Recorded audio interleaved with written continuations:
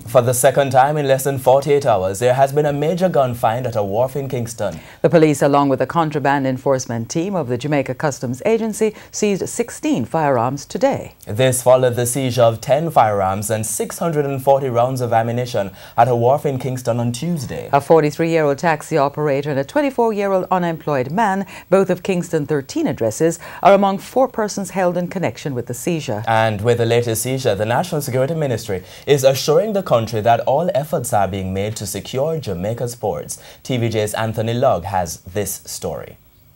Guns and ammos galore. 26 guns and over 600 rounds of ammunition seized in 48 hours. The first find, 10 guns and over 600 rounds shortly before 7 Wednesday evening during an inspection of a barrel containing food items coming from an Atlanta address in the United States. The barrel was destined for a Kingston 13 address. Members of the Counterterrorism and Criminal Investigative Branch CTOC, the Narcotics Division, and the Contraband Enforcement Team from the Jamaica Customs saw anomalies. Following a detailed inspection, 1 Uzi submachine gun, 9 pistols, 26 magazines, and more than 600 rounds of ammunition were found. Already, 4 persons have been arrested in connection with the seizure. 2 males and 2 females.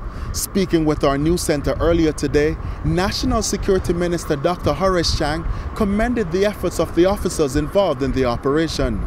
Minister Chang noted, however, that the seizure speaks to the need for tighter security at our ports. We don't manufacture guns, so we have to stop the guns coming in. That's a big part of what we propose to do, but it is an expensive process. We have to have the police intelligence team in place. We have excellent police officers in that area and an excellent teamwork from intelligence. But we have to be able to intercept the guns coming in. So we have to make sure the port is tight and we have the capacity to intercept the boats that come in illegally. But as investigators combed through the scene for more clues on Thursday afternoon, a secondary operation was conducted at the container terminal where an additional 16 9mm pistols, 16 magazines, and 1 9mm round of ammunition were discovered. But with the seizure of 26 guns within the last 24 hours, one could be asking, how many guns make their way through the country's ports undetected?